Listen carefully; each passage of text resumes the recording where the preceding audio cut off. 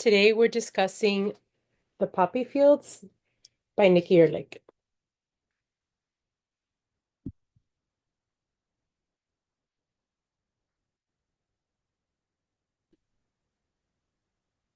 Okay. I think everyone here has met before. Janet, welcome. I think this is your first time. Thanks for joining us.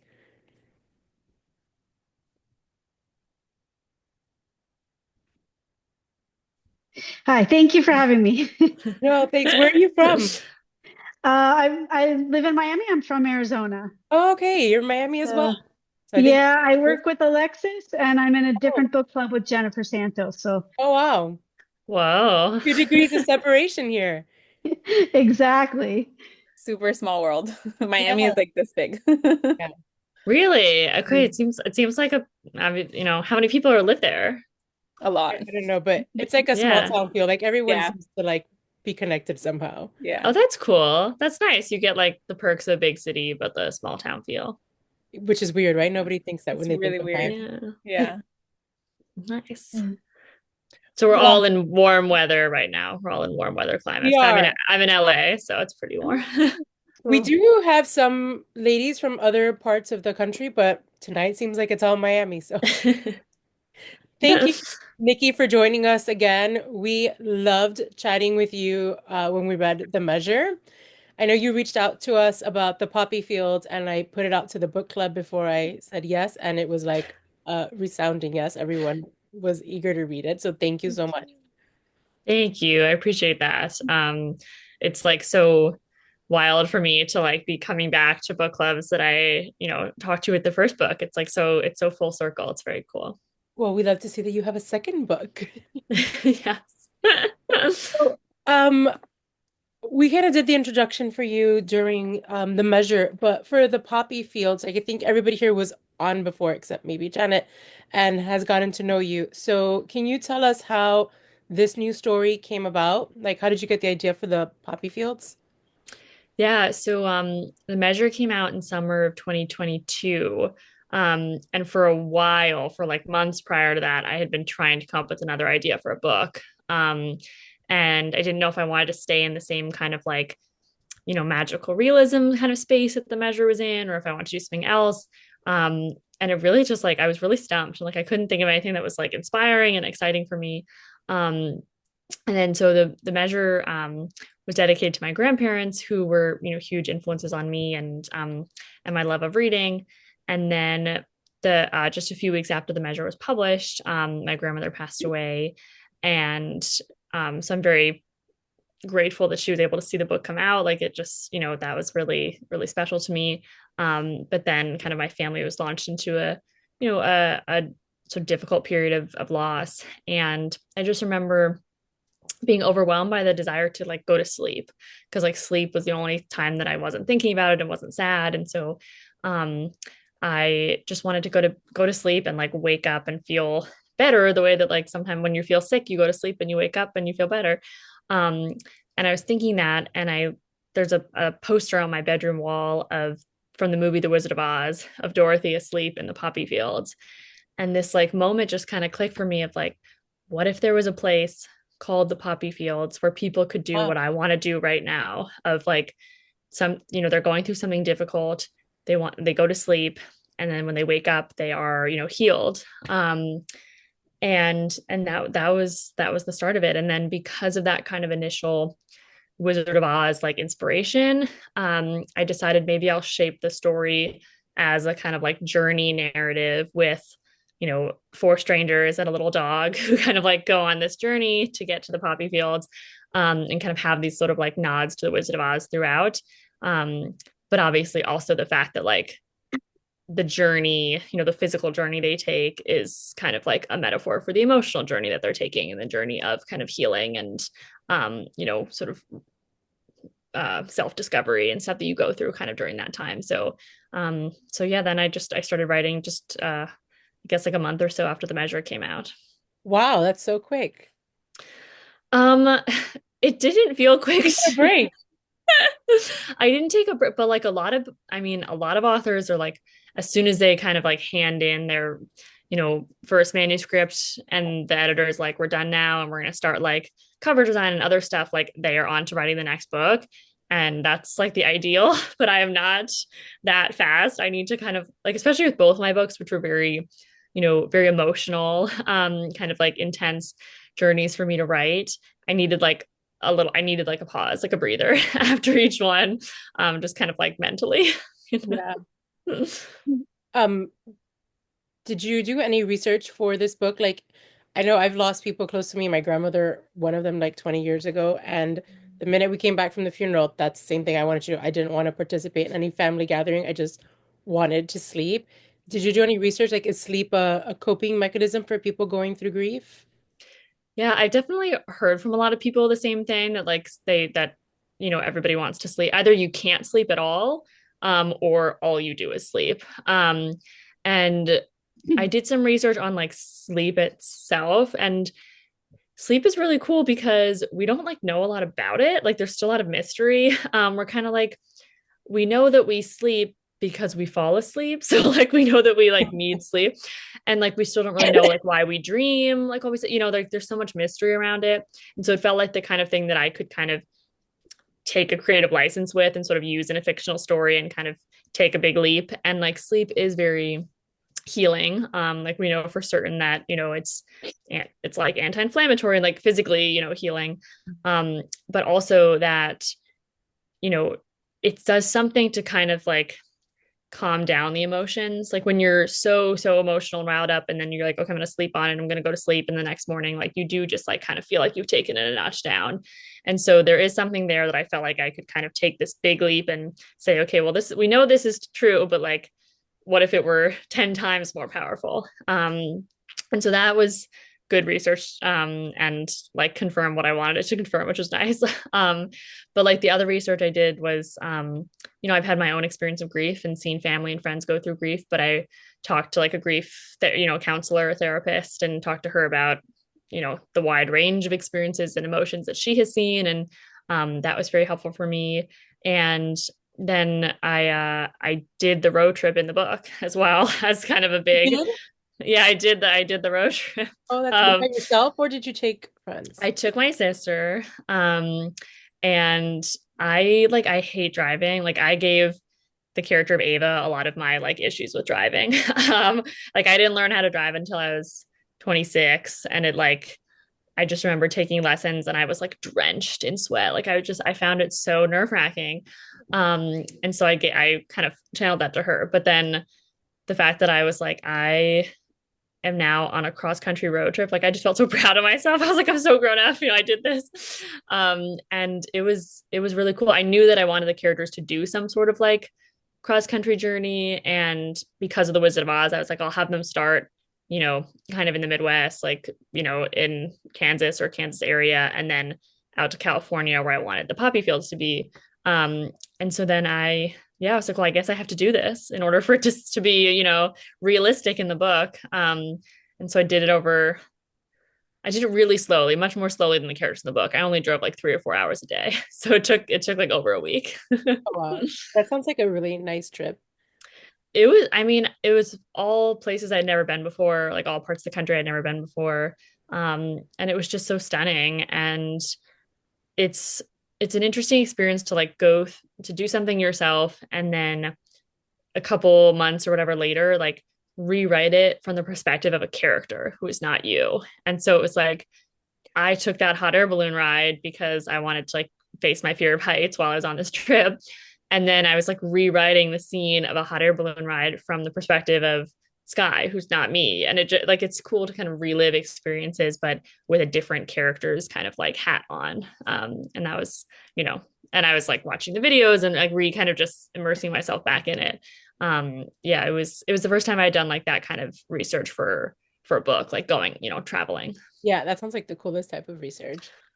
Right, I know. And then I talked to other authors, and they're like, do you travel for your books, like, do that? And I was like, yeah, I went to like Kansas and Oklahoma and all this kind of stuff. And they're like, oh yeah, okay, well, I went to Paris. They're like, you should. Yeah. Do They're like, why don't you write a book set in like, the south of France? They're like, why'd you write a book set in Oklahoma?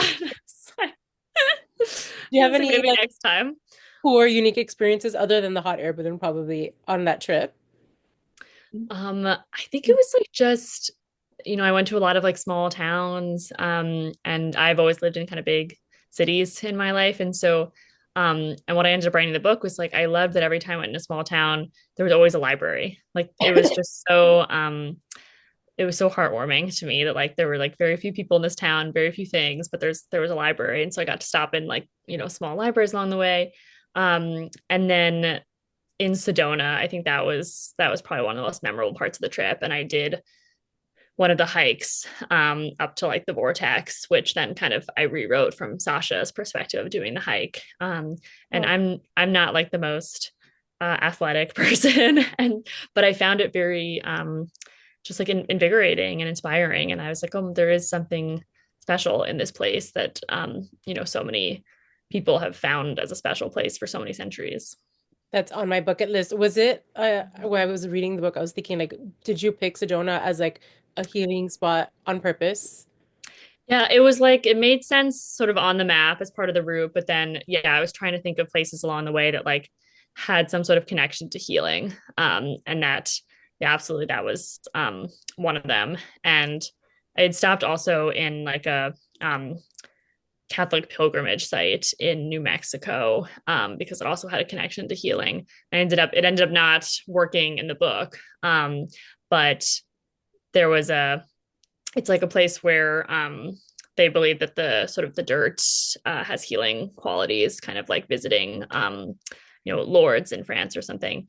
And there was this wall though of all the photos of people who had come to to seek a miracle, to seek a cure. And like so then that wall of photos ultimately inspired the wall of photos in the poppy fields. Oh, that was like that is actually one of my questions. It was like, how did you come up with the wall of photos and like what was Yeah, it the was so, I mean, I just walked in to, I walked in and it's like a sacred place. You're quiet, you're in sort of like a, prayerful mindset. And then there was just this whole wall of photos of all these people of all ages. And I started crying because I was like, these people have all come here seeking some sort of miracle. And it was so profound. And I was like, I then ended up not being able to use this sort of pilgrimage site in the book. It didn't make sense. But that wall kind of stuck with me, and I put it in the poppy fields itself. what is the place called? The real life place? I have to grab it again I know. because it's like as I was talking about it, real like forgot the name, and I think it had it's I don't want to mispronounce it No, it's either, okay. but Don't, Chimayo, the Sanctuary of Chimayo. Chimayo. I've C never H heard of it. I. Yeah. And like the holy dirt is what they believe here in Chimayo. Yeah, it's near Santa Fe, New Mexico. That's really cool. It was a really beautiful experience. So is it safe to say that all the things that the characters did on the book you did on the trip as well? I didn't stay in any super sketchy motels. I'm not going to do that. Okay. But most of the things we did. Yeah, which and like because we also my sister and I were going on this journey together, after having lost our grandmother together and stuff. So like we were in the same kind of emotional space as the characters too. And so it was just a really powerful experience. And then ending in the desert. And so I did spend a little time out in the desert as well in California to kind of get the desert description for where the poppy fields are. The poppy fields like actual location is obviously kind of vague because I'm not 100. It's like, but Yeah, I'm just like it's sort of the desert. It's kind of like the Mojave and sort of Joshua Tree out here is kind of where I did the research. beautiful. You noted that Ava takes a little bit of like your personality, and since you did this trip with your sister, does she resemble Ellis at all?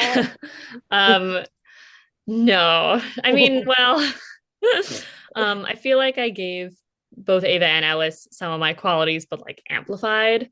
Okay. Like I'm kind of a germaphobe. I gave that to Ava too. And then Ellis has sort of, the parts of me that are maybe more ambitious or career focused. I kind of like really heightened for her because she doesn't have a balanced life, and I strive to have a balanced life between my, personal and professional lives. But I gave parts of that to her. And I think with with the measure, the two sisters in it, Nina and Amy, are like very, very close. And that was kind of modeled off of me and my sister. And so I thought an interesting challenge for me would be to write about sisters who are not close and who have kind of had an estrangement. And so that became the idea here. And like, I mean, I think one of the hardest things in the book was like timing out the like reveal of that she is her sister and like how to, you know, I was like, I don't know, people will probably be guessing it already, but like so I can't wait too long, but like I can't, it was a complicated challenge. Anybody guess it? I didn't guess it. No. Didn't guess No. any of the reveals. I was Okay. surprised at everything, which is very unlike me because I'm usually like guessing the whole time, but no, I Yeah. was pleasantly surprised about everything. Yeah. Oh, that's good. Okay. I think there were like a couple. I think I'm not sure if I like kept in or not that I had that her younger sister was like on the swim, like it was a swimmer, and then I was like, oh, that'll be like too much of a reveal or something because we have Alice swimming. Mhm. So I might have taken that out, but um, yeah, I mean, it's like I feel like I'll never write like a murder mystery or something where you have to just keep people guessing the whole time and like have enough clues that when it's revealed, it's like, oh yeah, I see that, but Yeah. not like I just like that's too much for me. Like I can't. It's too challenge, too dark, too hard. How is the writing process for the poppy fields differ from the measure? Um, it was pretty different. The measure was written largely like during the pandemic and in sort of quarantine. And so I didn't really have any other things like vying for my time. So I just had a lot of time to write. But it also I was writing in a space of like never having published before, never, not at first not even having an agent and stuff. And so it was very just me writing for me kind of. And then with the poppy fields, it was like, oh, I have like a job, like this is a job now, like this is my career. And like there are people who read my first book who are going to come to this book with a certain set of expectations. And um, it was like I felt more confident in the sense that I know I could write a book because I had done it before. I was like, I can write 300 pages. Like I can do that. But I had so many more voices in my head this time around, I think, of just like everything I've ever heard a reader say to me about the measure, it's like in the back of my head, what they like, what they don't like, what, all this kind of stuff. Um, and I really had to just kind of like tune it out um and not think about it because it's like I can't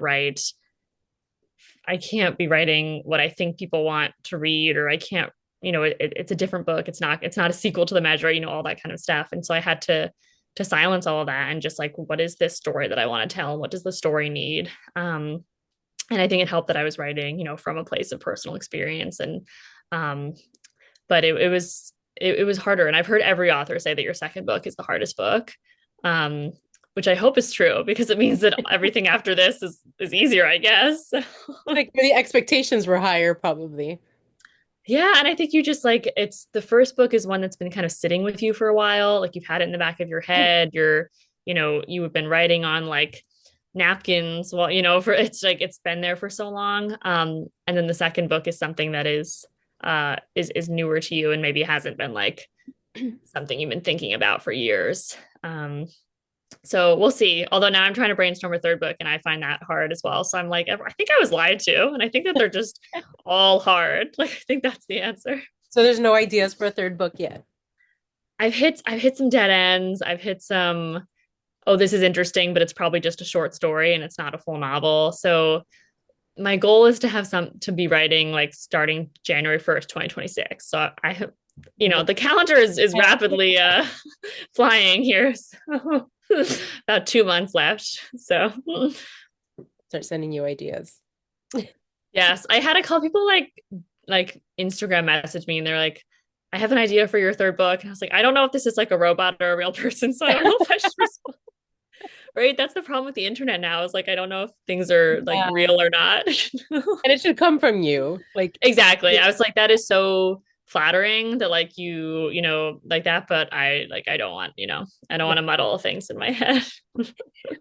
you mentioned The Wizard of Oz. I totally missed those references and didn't know. Really? Yes. I hear that a lot and I'm kind of like stunned. Now I'm thinking like was the yellow car, like the yellow brick road, like okay. It was Yeah, I thought the tornado in Kansas. Like, yeah. Did anybody catch the references?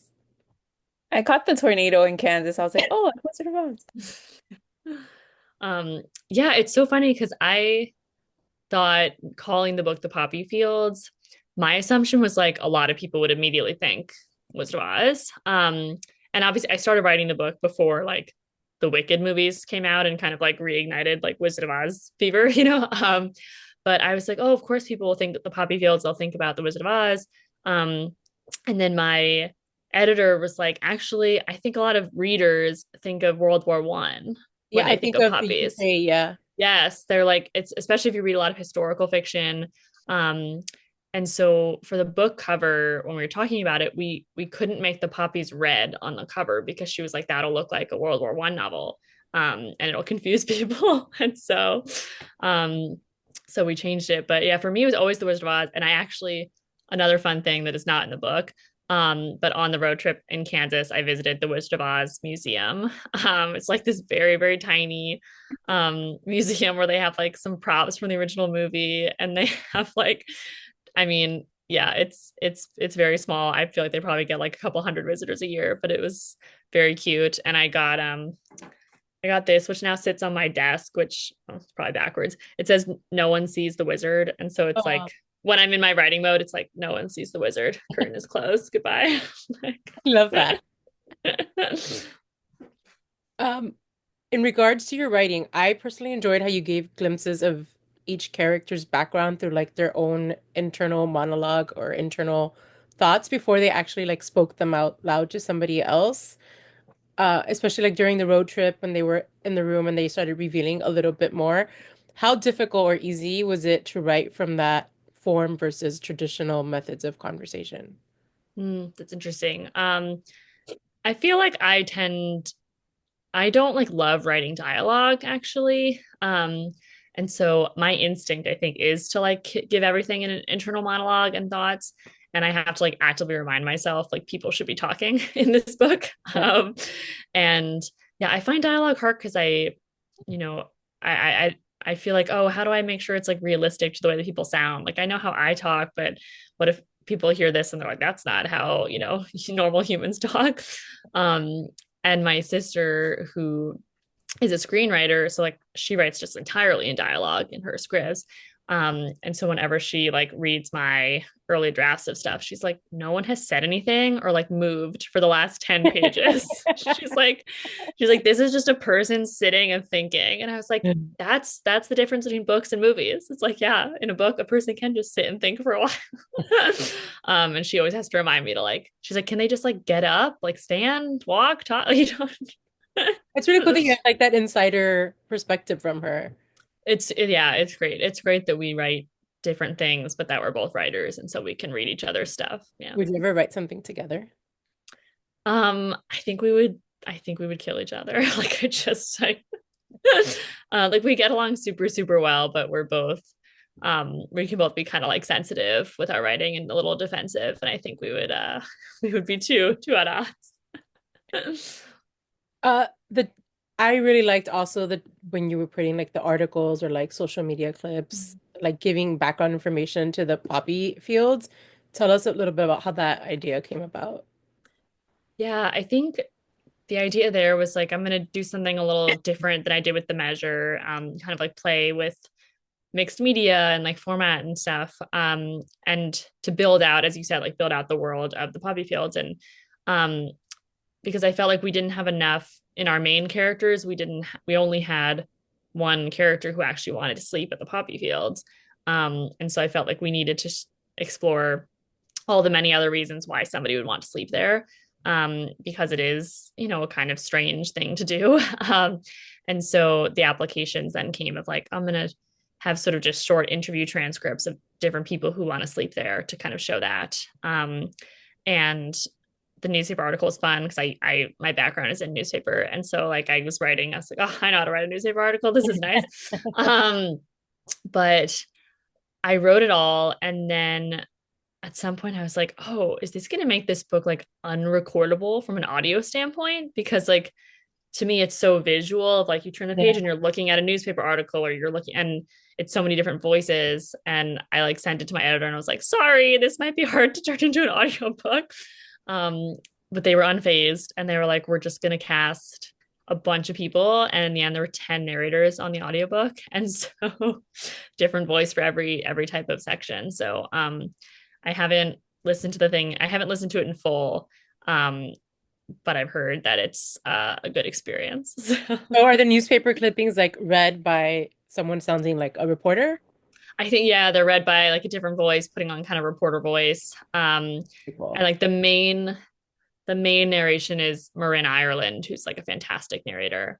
And then all the kind of I think all the applications are read by the same voice, like we're in an application. But and like the Instagram post is like a young girl who's putting on like an Instagram voice. That's cute. So it's cool. I was like, sorry that this is going to be hard for you. And they were kind of like, no, it's not. We've done this before. Oh, that's really cool. It's like Yeah, different ways of thinking for them. totally. I mean, it's like HarperCollins had like an audiobook director who's like, it's like a theatrical production, basically. That's, uh, did you relate to any of the characters more than others? I know you said some were mimicked in some of your traits, but um, I related a lot to Sasha. And I like consider myself a very sensitive, very emotional person, and kind of I gave some of that to her. And that ability to kind of overthink or go into kind of magical thinking mode, which she was doing, I can relate to for sure. And even Ray, who like I had to do the most research on for Ray because I'm not a firefighter myself. But I read a lot of firefighter memoirs and talked to a therapist who specializes in treating firefighters, to kind of really get into the mindset there.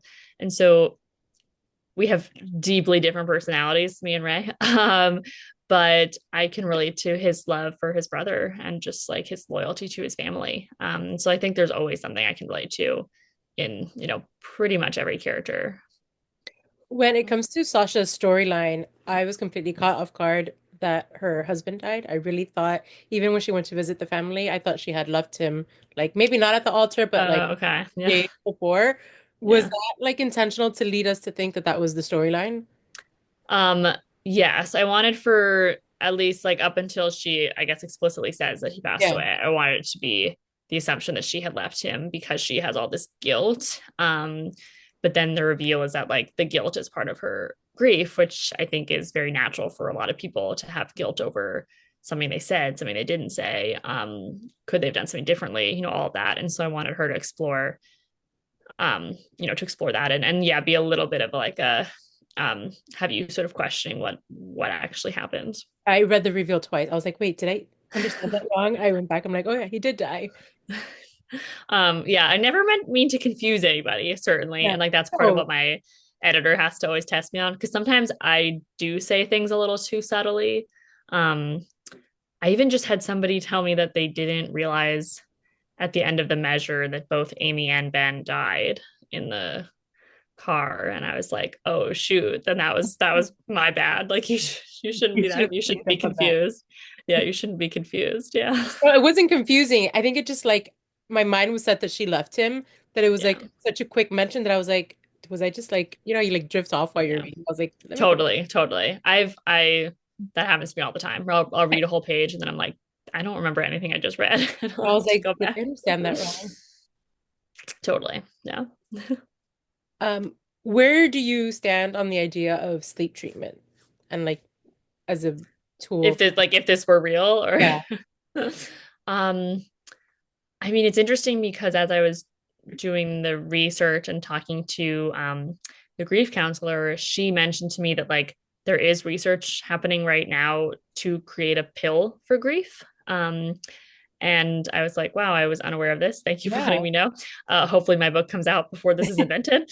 Um, but yeah, she said that like sort of, pharmaceutical companies right now are doing clinical trials with medication to see if it can treat grief.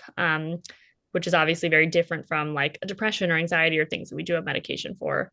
Um, and I think, she had mentioned that people in her field are kind of, I think they're sort of wary about this because, you know, I we don't know kind of what the side effects will be. Like in my book, I invented side Yeah. effects. But for this, we don't know what they would be. And also, um, I think a lot of people think that there is some benefit to going through something, that you learn from it, you learn about yourself. You grow in many ways. You have a newfound kind of compassion for other people who have gone through this before. And you have this kind of, connection. Like I've spoken to people who were, widowed, and then they're like, now I'm in like all these widow groups, and like we just like we had this connection to each other, that if you did the sleep at the poppy fields, maybe you wouldn't feel that way. And so I feel like for myself personally, I don't know if I would sleep there, or get this treatment, but I wanted the book to be very kind of like judgment free. And I purposely wanted at least one of the main characters to go to sleep. And so once I knew Sasha would not, I was like, Ray is going to go to sleep. Because I wanted to show, like, I don't think that it's a bad thing. I don't think that it's like immoral to do that. And I think it's just something that it's a personal decision. And I couldn't, if somebody's pain was that deep that they couldn't continue on with their lives, like I wouldn't judge them for going to do that. I liked that you focused on grief, not solely on like losing a person, but like losing part of yourself or like a Yeah, dream or a goal. How did totally. that idea come into facing it with grief with people as well? Totally. I knew that kind of, the main form of grief would be loss, like death of a loved one, but it's like there's so many forms of loss. And I've experienced the end of like a relationship before, and like that's its own form of deep loss and grief and heartbreak. And so I thought, you know, okay, people going through divorce, like something like what I went through, but even more significant because you were married or you had a family together, so that would be a huge thing that I think would drive people to the poppy fields. Um, and I think other forms of grief too, it's like we don't often get to call them grief. And so there's sometimes, there might even be harder to go through because people don't call it what it is. And like people going through a divorce, or people whose house burned down, who lost their house, like things like that, where that is a form of grief, absolutely. But it's like we don't call it that because it doesn't fit the definition of like, loss of a loved one. And so there's this feeling of like that they're going through something so hard, but we don't have all the support systems around it that we do for, traditional grief. And so I wanted to kind of make sure that was in the book as well, for sure. I wanted to open up because I feel like I'm doing all the talking and you guys usually chat more. Does anybody want to say anything? Something you liked? Ask a question? I just wanted to say that I loved how you tied in the measure with this book by talking about the strings of fate. Like I was like, yes. The little Easter egg. Yeah, I Yeah, thought I that would be loved it. fun. And I loved how you like tied in like a lot of characters, like how two people went to sleep for the same little boy. And like how like a lot of them were kind of like tied together. I really liked that because it reminded me of the measure too, like how you tied everybody together. Yeah, And like I thank said, I you. was super surprised at like all the reveals, so I loved that. Thank you. Yeah, I thought it'd be fun to just do like a little nod to the measure, like an Yeah. explicit nod with the strings. And so then it's funny to me to like talk to people who read the Poppy Fields first and like haven't read the measure. And then I'm like, oh, it's like that scene just like is like just nothing to them. Like it's just um, but I feel like I so admire the authors who, you know, have like characters recurring in different books. Like Emily St. John Mandel does it, and like Taylor Jenkins Reid does it. Like they like their books are like Emily in the Giffin same does it same too. universe. Okay, I don't read hers as much. But yes, like they're in the same like world. Yeah. And I know like right off the bat, like I couldn't do that, right? Because like the world of the measure is so specific. It's a world in which these like boxes have arrived. And so as soon as I'm writing a book in like the actual normal world, I like can't have those characters kind of, exist. Yeah. And so I was like, well, I'll just have to think of a different way to reference it. I also really loved the last sentence. That was like so Oh, perfect. oh, that's so nice. Thank you. And beginnings and endings were like really, Yeah. really hard. So I appreciate that. Anybody else? Hi. I really enjoyed, I listened to the audio. So when you were talking about the audio, it was actually one of my favorite parts, hearing different people Oh, speaking the good. different Okay. things. So like you said, the girl, the Instagram, the poster, Yeah. her voice is totally like so high. And then there was, I forgot which one, but it was a male voice talking about something specifically. So like the dichotomy of their voices, obviously what they were saying was different because there was newspaper clippings and posts.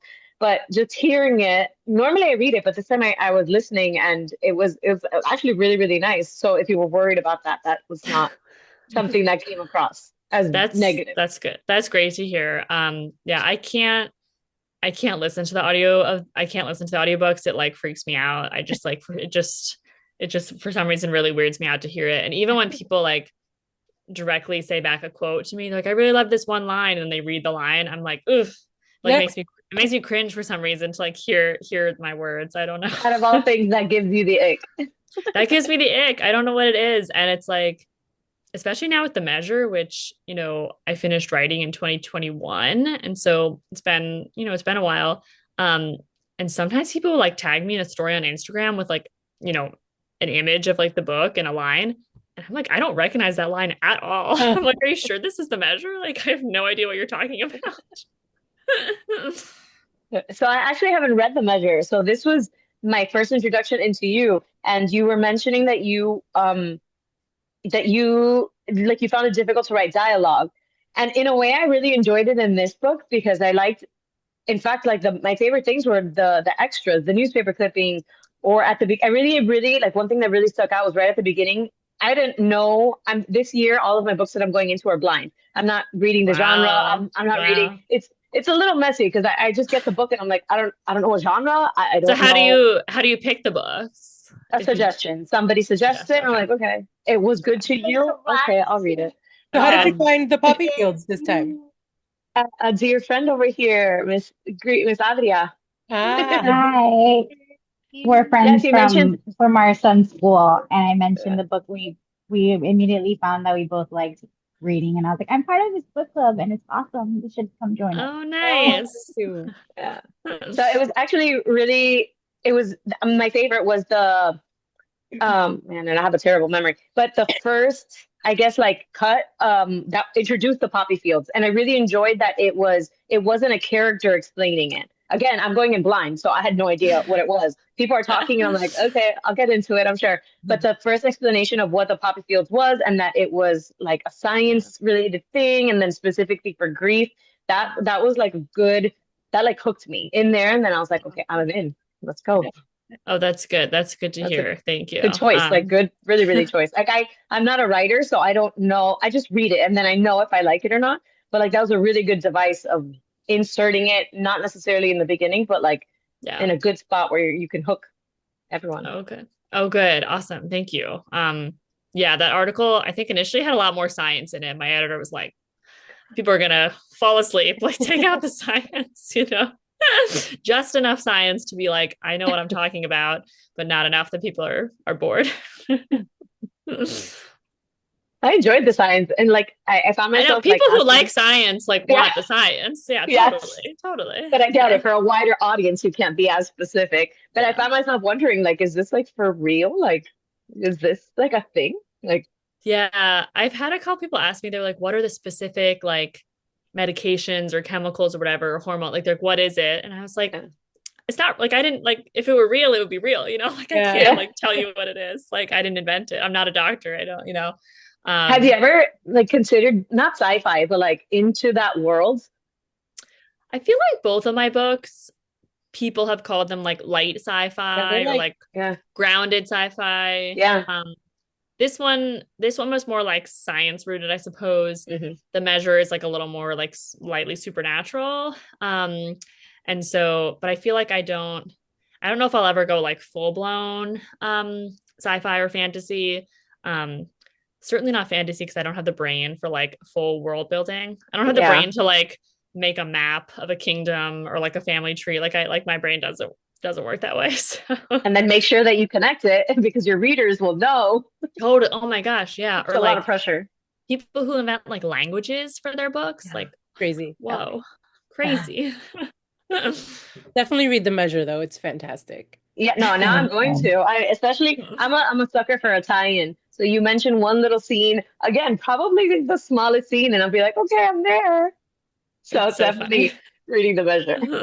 Thank I you. think it's funny that you mentioned that the therapist said that they're making a pill for grief. And when we all read the measure, we thought you wrote it because like inspired by post-COVID world. Like we Yeah. all thought that that was where that story came from, and you did it before, so you're onto something here. You're inventing something on the third book So too. I have to be careful with this power. I don't know. Should like write a third book about like just like amazing things happening in the world, just like the best stuff ever happening, and then Yeah, maybe it the would world happen. getting And along it'll and happen. loving each other. Right? Right? Yeah. I love that you put a soundtrack, by the way. I love a book with a playlist. So, Oh, yeah, the that's only in the Barnes and Noble edition. oh yeah, that's what I got. The Yeah, signed yeah. copy. I pre-ordered it. I was Oh like, my God, that's so I need sweet. it. Uh, Yeah. I never ask. I think there's only been one other author I've asked probably about like the cover choices, but can you talk to us about the cover choices? Because I normally read Kindle books. Lexi, I know, normally gets them from the library, and we both bought them because this is like, I can't get it on here. Absolutely. It's beautiful. Like, And like this is I so love a pretty. hidden, like I always open the Like, jacket to see if there's anything hidden, and there is. there Like, is oh, it. Yeah, that's pretty. it's so This pretty. sold me. This like inside cover with Yeah, the I murals on the pre-ordered it like, inside. because I knew I wanted to read it because I love the measure so much. So as soon as I saw you were coming out with another book, I was like instant. Thank you. I Yeah, it have was the very ebook and I cool. went to buy the book because it was so pretty. Yeah. Yeah, no, totally. And like the cover does have kind of like echoes of the Magic cover with like flowers on this on it. But yeah, the like special deluxe edition with the sprayed edges and like the murals Mhm. inside, so gorgeous. Um I yeah, I just feel like I got really lucky. That was like not my idea. They were like, we're gonna do this. And I think this cover this was definitely I think this was like the first and only design I saw. It was kind of different color variation at first. And so we played around with the colors a bit, but it was like it always looked like this. And I feel like both of the covers are just like both of my books have great covers. Even Mhm. like the inside of the jacket, I Yeah. know, stunning. it's so nice. I know.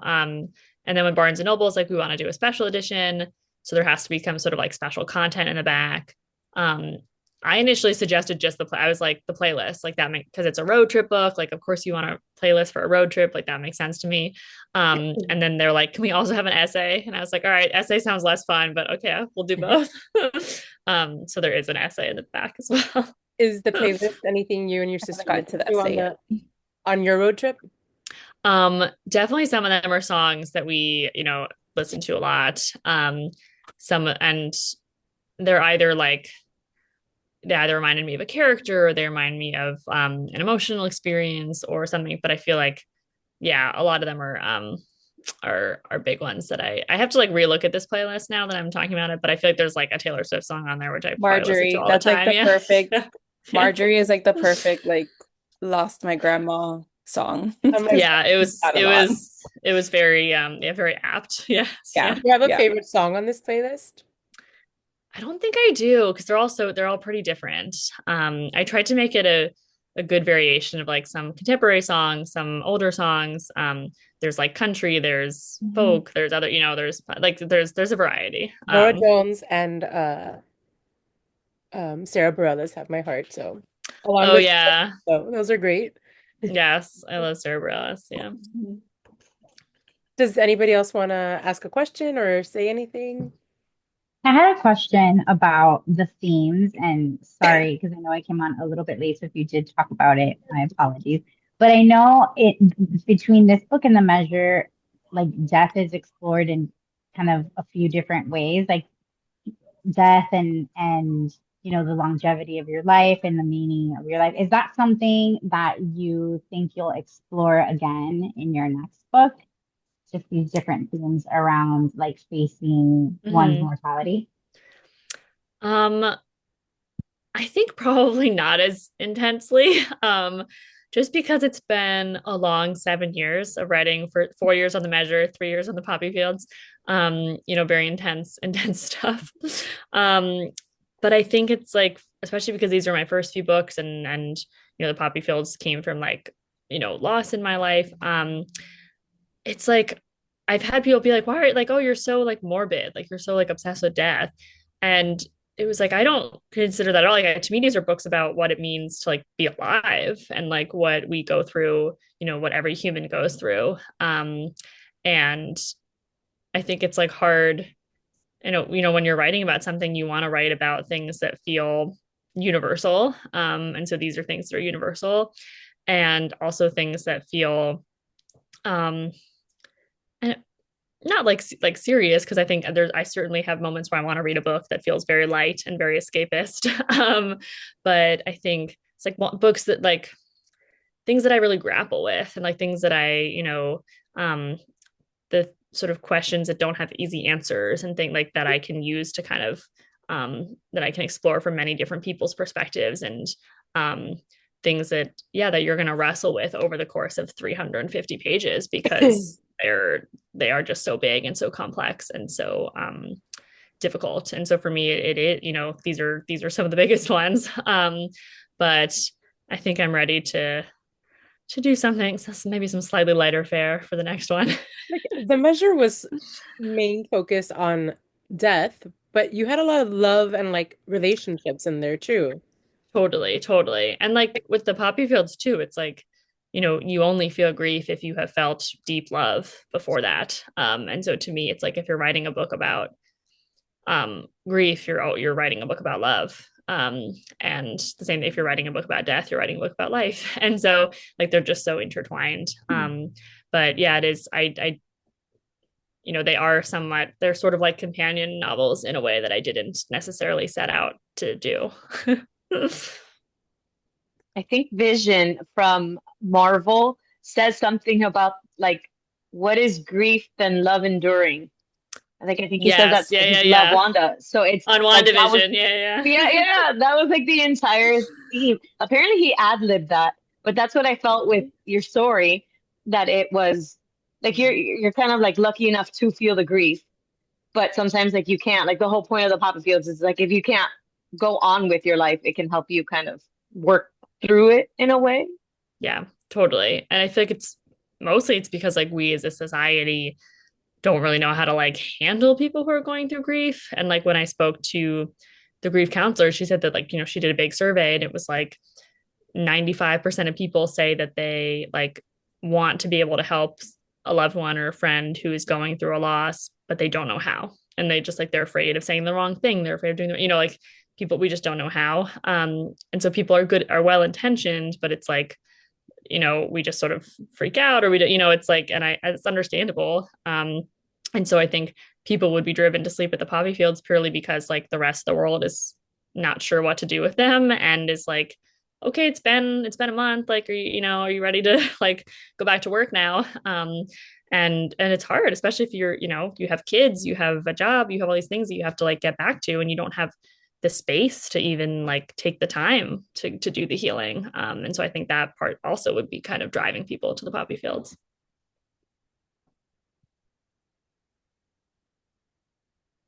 Anything else? You guys are usually more chatty. I know you're not working on a book yet, but are you working on anything else now? um, I'm just reading, which is nice. And That's actually my next question.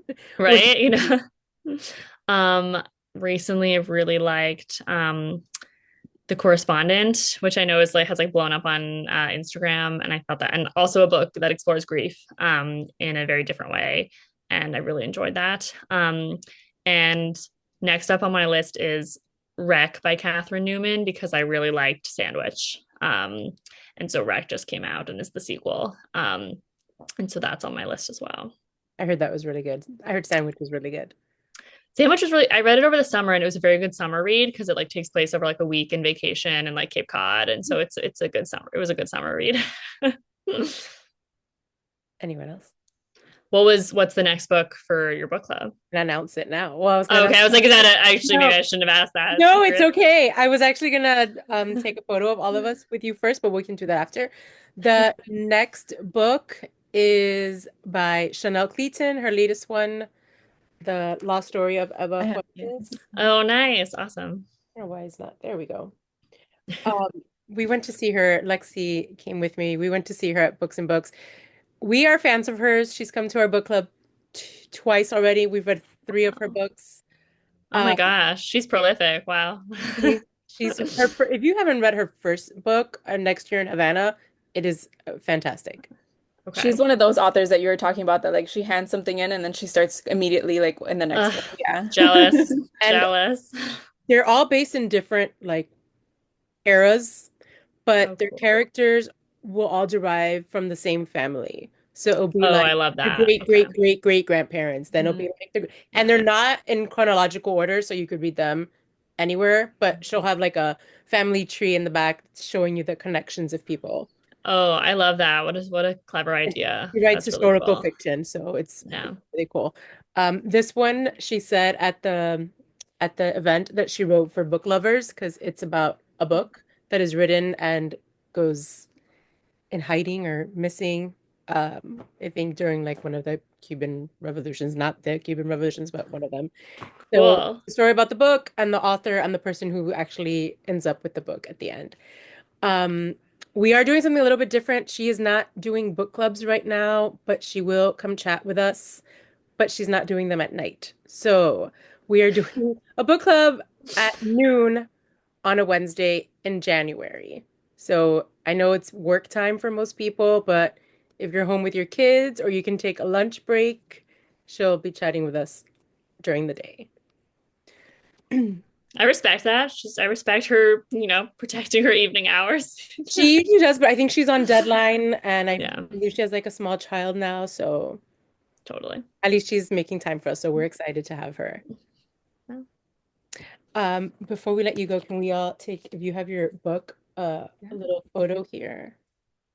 You can raise your hand. Sorry, Michelle, I'm in the car, but I just wanted to tell Nikki really quickly that The Oh, Measure still remains one of my favorite books to date. And Oh, I thank tell you. everybody that asks me what book to read, I send them there first. So thank you for Oh, writing something that stuck with me for the last couple of years. that's amazing. selected the Thank you so measure. much. We selected it Oh, because of Jenny. oh, that's amazing. Thank you. Yeah, I can't. Okay. Anybody ready? 1, 2. I'm gonna do one more just in case.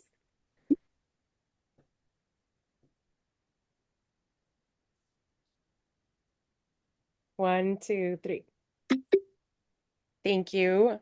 Thank you, Nikki. Any last words? Anybody wants to say anything? Thank you for joining Thank us. you. Thank Thanks you. so Thank much. you. Thank you Hopefully, so much for hopefully I'll be joining us. back in a few years if I get another book idea. Yeah. We would gladly have you again. We love chatting with you. Mhm. Thank you. And if anyone needs the link for the next book, I put it in the chat.